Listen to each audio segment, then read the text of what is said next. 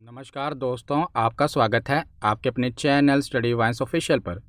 तो आज के इस वीडियो में हम फिजिक्स का इम्पोर्टेंट टॉपिक इलेक्ट्रिसिटी के बारे में पढ़ेंगे। इसका फर्स्ट पार्ट आज हम देखेंगे, यानी कि इलेक्ट्रिसिटी को पढ़ने से पहले जो आपको बेसिक चीज़ें पता होनी चाहिए ना। आज की वीडियो बेसिक वाली वीडियो है।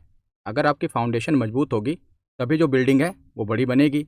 इसीलिए आज हम जो इलेक्ट्रिसिटी की बेसिक चीज़ें होती हैं ना, पहले उन्हें हम जानेंगे, क्योंकि आपको पता है चाहे रेलवे हो, कोई भी एग्ज़ाम हो, इलेक्ट्रिसिटी से तो प्रश्न बनता ही है और काफ़ी कॉम्प्लिकेटेड टॉपिक है ये। इसीलिए मैंने पहले इसके बेसिक वीडियो लेकर आया हूँ आज। आज आप इसके बेसिक पर ध्यान दीजिए। उसके बाद जो नेक्स्ट वीडियोस आएंगी उसमें हम एडवांस पढ़ेंगे। उसके बाद हम इसके न्यूमेरिकल्स भी देखेंगे।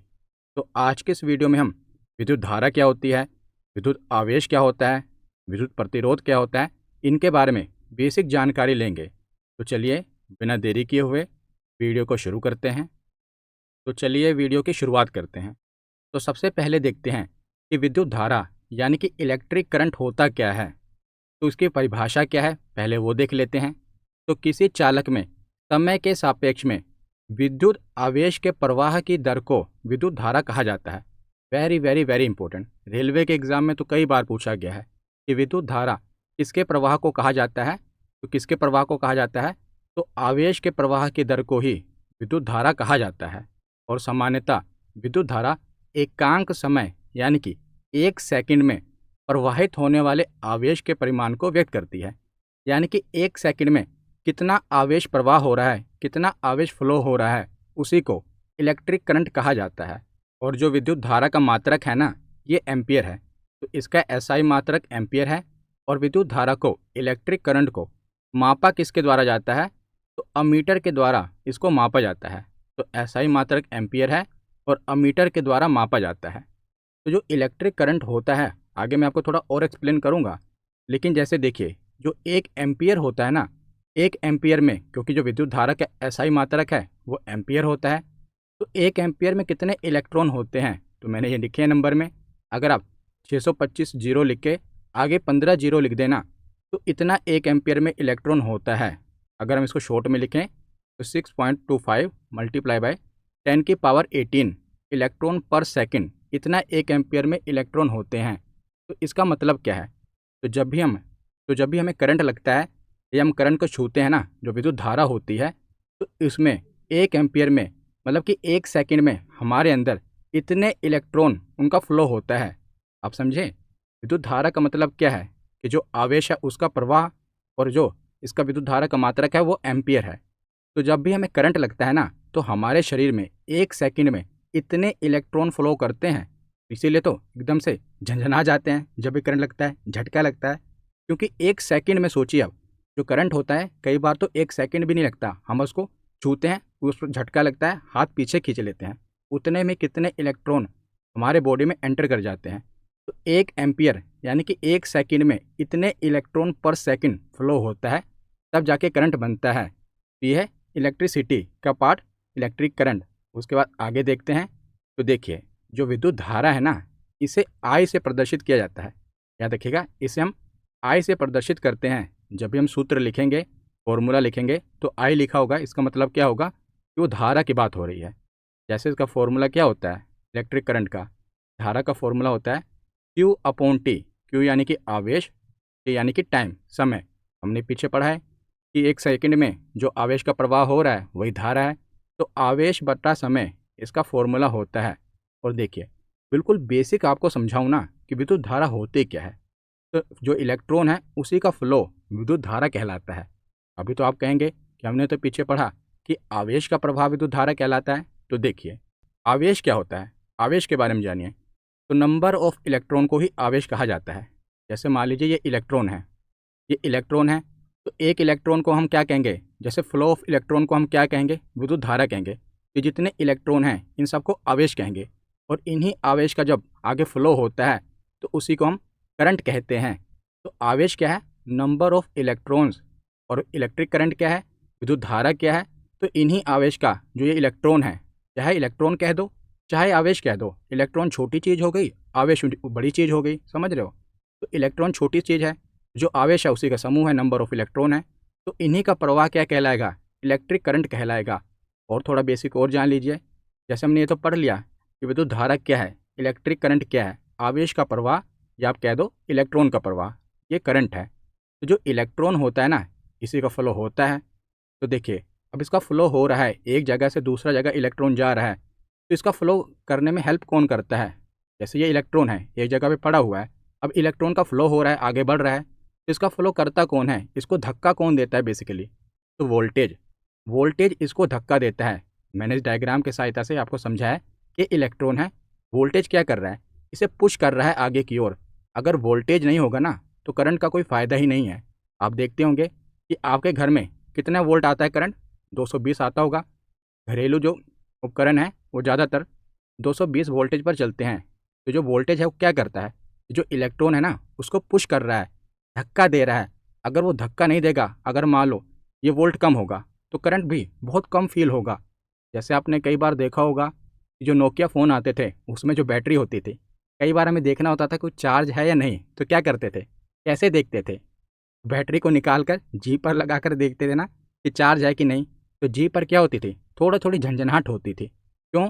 झंझनाहट कम क्यों होती थी? झटका क्यों नहीं लगता था? क्योंकि उसमें जो वोल्टेज होता था ना, बहुत ही कम है। वो इतना कम है कि वो फील हो रहा है बस। लेकिन वही अगर उसका वोल्टेज ज़्यादा हो, तो वो झटका फील होगा। तो वोल्टेज क्या कर रहा है? इलेक्ट्रॉन को धक्का दे रहा है। वैसे आप इसकी परिभाषा पढ़ेंगे तो साइंस की परिभाषा अलग होती है, लेकिन मैं आपको बेसिक क्लियर करा रहा हूँ, ताकि आपको आगे जब आप परिभाषाएं पढ़ें, आगे आप इलेक्ट्रिसिटी पढ़ें, तो आपको समझ आ जाए कि हाँ, लेमैन लैंग्वेज में आपको समझा रहा हूँ कि जो इलेक्ट्रॉन है उसको जो धक्का दे रहा है वो वोल्टेज है। वोल्टेज का काम है इलेक्ट्रॉन को पुश करना। जितना ज़्यादा वोल्टेज होगा, उतना जो तेज है झटका लगेगा। इलेक्ट्रॉन तो पड़े हुए हैं, लेकिन उनको झटका कौन दे रहा है? वोल्टेज। अब जैसे नदी है, नदी का प्रवाह हो रहा है, अब नदी धीरे धीरे बह रही है तो कोई नुकसान नहीं है। लेकिन अगर वही नदी का प्रवाह तेज हो जाए, नदी का फ्लो तेज हो जाए, तो बाढ़ भी आ जाती है, कई घर नष्ट हो जाते हैं। नदी तो वही है ना, लेकिन जो उसका करंट है, उसका जो फ्लो है, बहाव तेज हो गया तो वही नदी विकराल रूप ले लेती है। बहाव कम है तो वही नदी कितनी शांत लगती है। तो वोल्टेज वही काम करता है। इलेक्ट्रॉन शांत पड़े हैं, वोल्टेज उन्हें पुश करके धक्का दे रहा है, जिससे जो है करंट का फ्लो हो रहा है। समझ रहे हो? जैसे वोल्टेज क्या करता है? धक्का देता है। उसी प्रकार जो प्रतिरोध होता है, रेजिस्टेंस होता है, ये इलेक्ट्रॉन को रोकता है। वोल्टेज क्या करता है? धक्का देता है। जैसे आप सड़क पर जाते हैं, मोटरसाइकिल या साइकिल से, किसी भी सवारी से अगर आप सड़क पर जा रहे हैं, तो सड़क पर आप देखते होंगे कि बीच बीच में स्पीड ब्रेकर भी आते हैं ना। स्पीड ब्रेकर क्या करते हैं?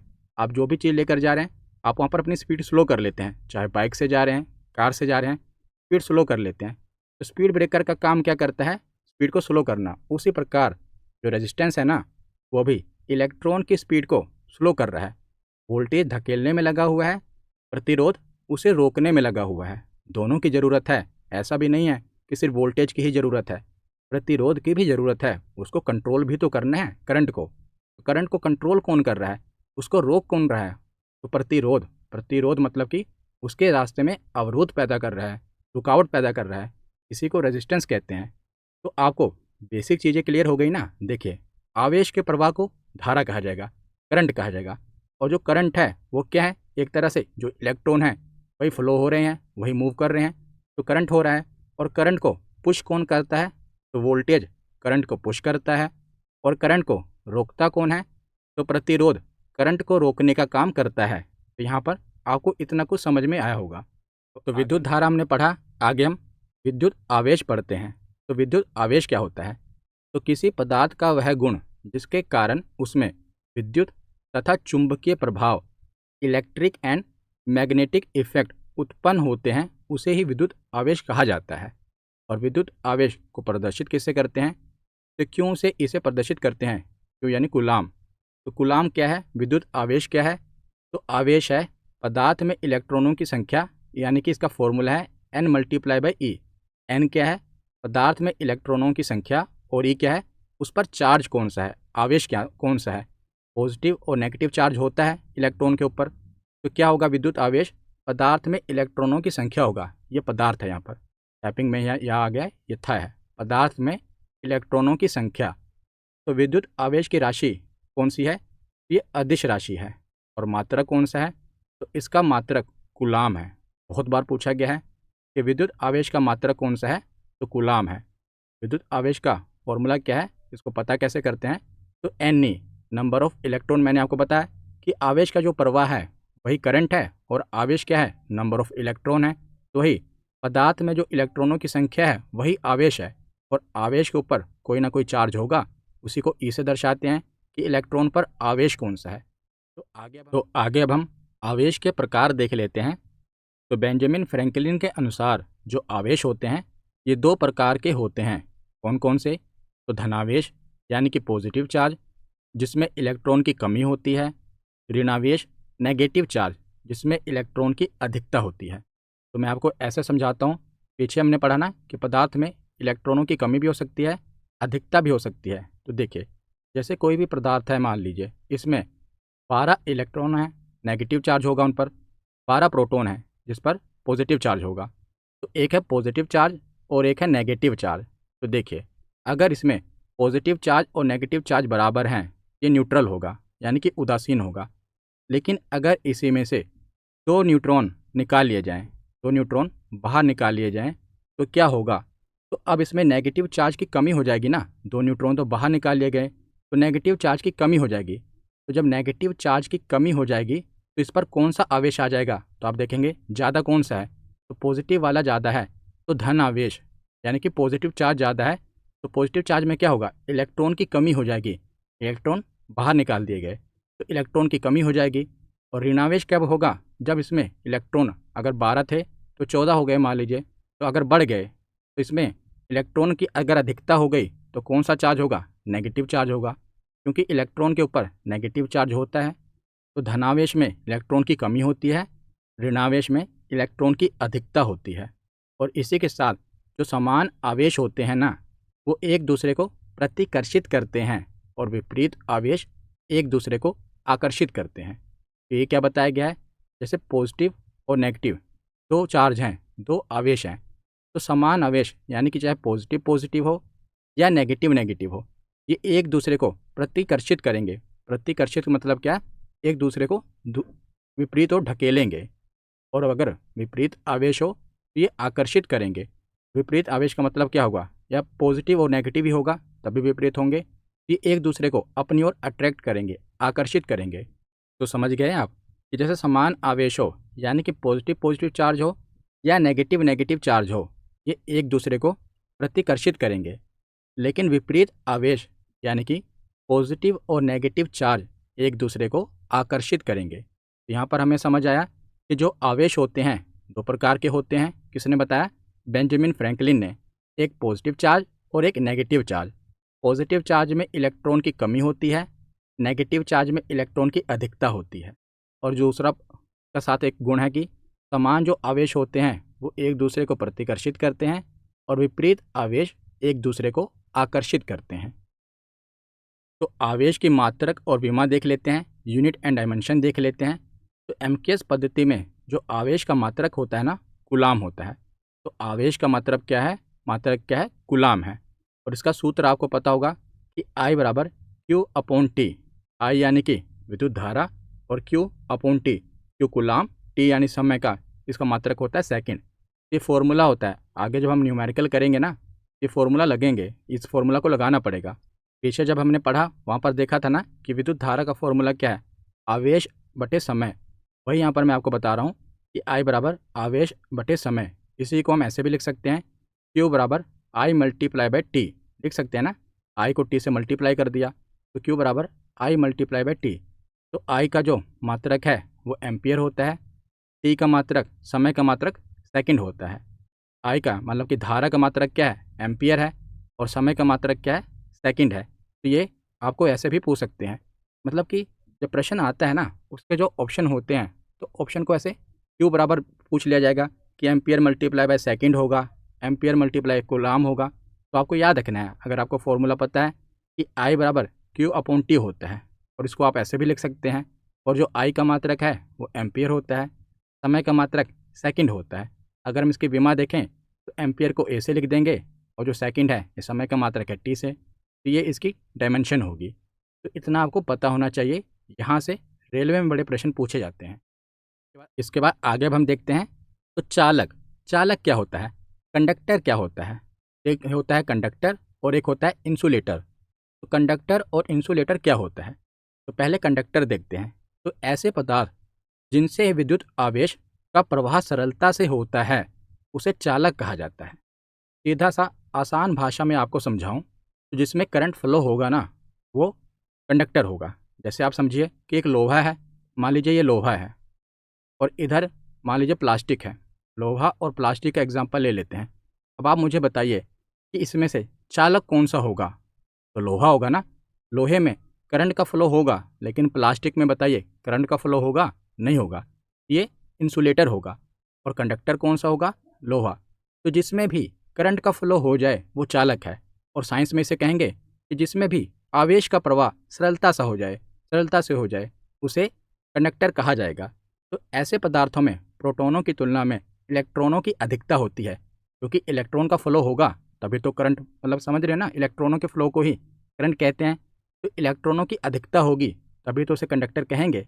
तो सभी धातुएं जैसे मेटल हो गया, लवण आदि के जलीय विलयन चालक होते हैं। तो जो धातुएं होती हैं वो तो चालक होता ही है। और लवण का जो विलयन होता है, यानी कि अगर पानी में नमक को घोल दिया जाए तो वो भी चालक का काम करता है।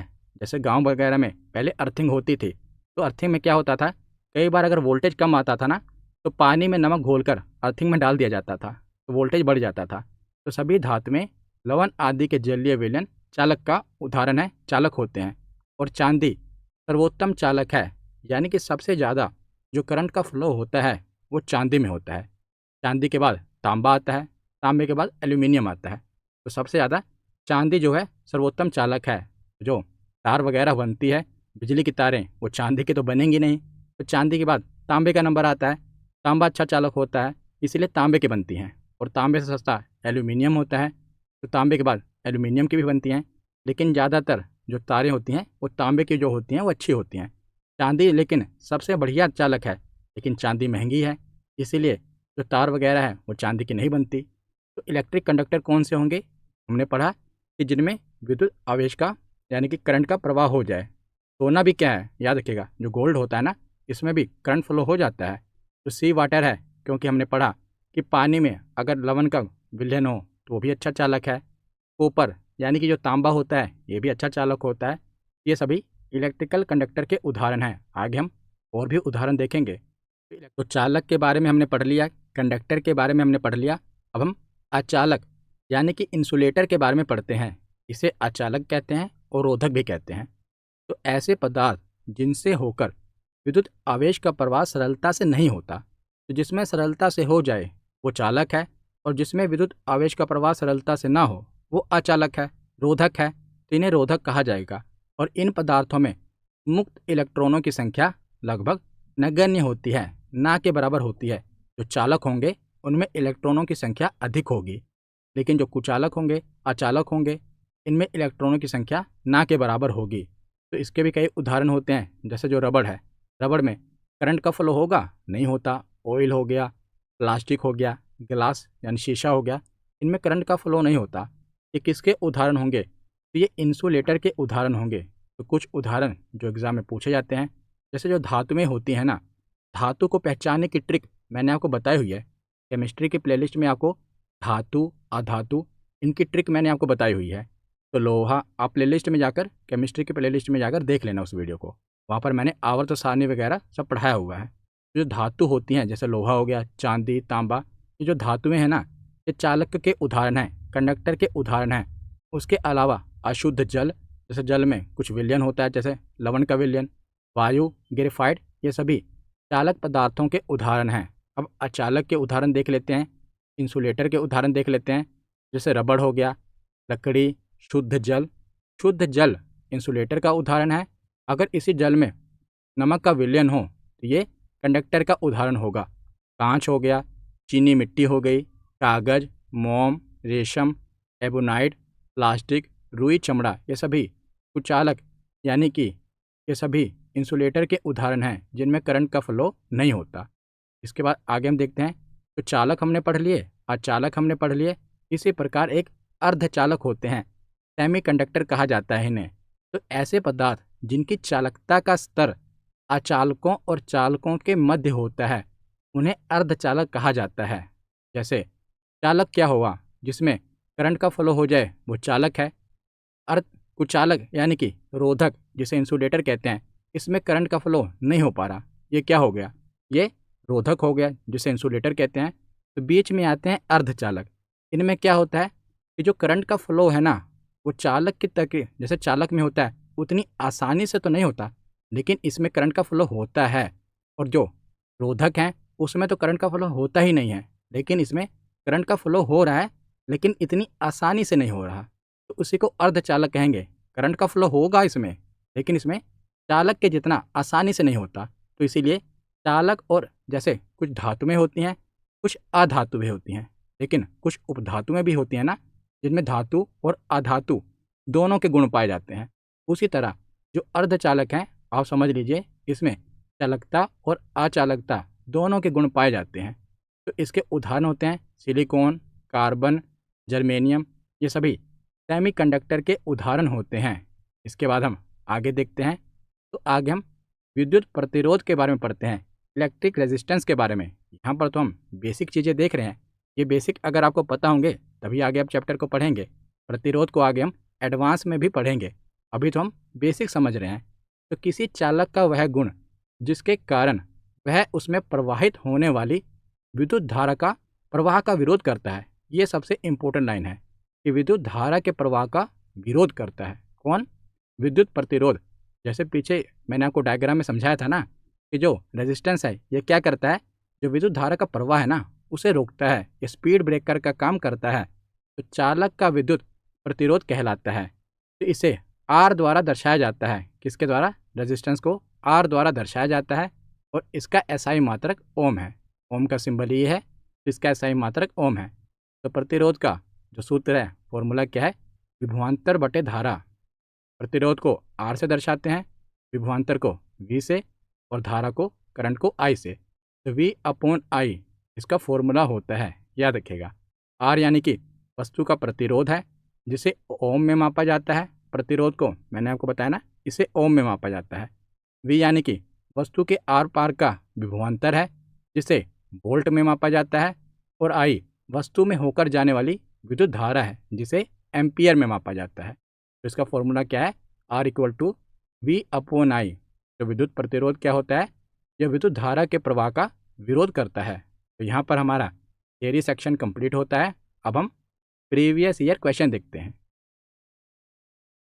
तो पहला प्रश्न है कि विद्युत धारा की इकाई क्या है, गति है, वोल्ट है, एम्पियर है या कैलोरी है। बताइए आप, विद्युत धारा की इकाई क्या है। तो एम्पियर इसकी इकाई है, तो ऑप्शन सी इसका सही जवाब होगा। अगला प्रश्न है कि हम एक चालक में विद्युत धारा की तुलना किससे कर सकते हैं। देखिए कितना अच्छा क्वेश्चन आया है। इसके कथन कौन कौन से हैं। इन्होंने पूछा है कि जो चालक है ना, चालक मतलब जिसमें करंट का, धारा का प्रवाह हो जाए, तो विद्युत धारा की तुलना में किससे कर सकते हैं। तो एक शहर में एक बस की सवारी से कर सकते हैं, सड़क पर चलने वाले लोग से कर सकते हैं, एक अंतर शहरीय रेलगाड़ी की सवारी से कर सकते हैं, या नदी में जल के प्रवाह से कर सकते हैं। तो बताइए विद्युत धारा की तुलना हम किस में कर सकते हैं। तो नदी में जल के प्रवाह से कर सकते हैं। जैसे जो नदी है उसको हमने समझ लिया चालक है, तो इसमें जो जल का प्रवाह हो रहा है ये क्या है, ये विद्युत धारा है। तो नदी में जल के प्रवाह को जो तुलना है वो हम कर सकते हैं किससे, चालक में विद्युत धारा की तुलना से। इसका सही जवाब क्या होगा, ऑप्शन डी। इतना अच्छा प्रश्न है। आगे देखते हैं। अगला प्रश्न है कि विद्युत धारा को निम्न में से किस उपकरण का उपयोग करके मापा जाता है। तो जो विद्युत धारा है वो वोल्ट मीटर, थर्मोस्टेट, अमीटर या वाट मीटर किस में मापी जाती है। तो विद्युत धारा को अमीटर से मापा जाता है, तो ऑप्शन सी इसका सही जवाब है। अगला प्रश्न है कि विद्युत धारा का प्रवाह है, तो विद्युत धारा किसका प्रवाह है, प्रकाश का, जल का, विद्युत आवेश का या तरंग का। ये तो रेलवे में बहुत बार पूछा गया है कि विद्युत धारा किसका प्रवाह है, ये विद्युत आवेश का प्रवाह है। तो ऑप्शन सी इसका सही जवाब होगा। अब आगे देखते हैं। तो अगला प्रश्न है कि धारा का सूत्र क्या है। तो यहाँ पर इन्होंने बताया आई इक्वल टू, आई मतलब कि धारा, तो धारा का सूत्र क्या है, यहाँ पर खाली छोड़ा गया है। तो धारा का सूत्र डैश बटे समय है। तो यहाँ पर क्या आएगा, क्या आएगा बटे में, ऊपर क्या आएगा, तो क्यू आएगा। आई इक्वल टू क्या होता है, I equal to Q upon T होता है ना, तो ऊपर यहाँ पर क्यू आएगा। इसका सही जवाब क्या होगा, इसका सही जवाब होगा आवेश, आवेश बटा समय, इसका सही जवाब होगा। तो ऑप्शन ए इसका सही जवाब है। अगला प्रश्न है कि विद्युत आवेश केवल डैश में से ही प्रवाहित हो सकता है। तो विद्युत आवेश किस में से प्रवाहित हो सकता है? चालक, कुचालक, इनमें से कोई नहीं या दोनों में से? तो जो विद्युत आवेश है ना, ये केवल चालक में से ही प्रवाहित हो सकता है। तो ऑप्शन ए इसका सही जवाब है। तो आगे देखते हैं।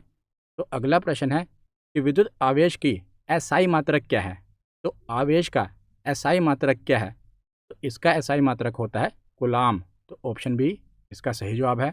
तो अगला प्रश्न है कि निम्नलिखित में से कौन सा कथन गलत है? पहला कथन क्या है कि विद्युत आवेश एक अदिश राशि है। तो जो भी अदिश राशि है, सदिश राशि है, इसके बारे में मैंने पढ़ाया हुआ है। ये वीडियो आपको केमिस्ट्री की प्लेलिस्ट में मिल जाएगी, मैंने ट्रिक से समझाया हुआ है। तो कौन सा कथन गलत है?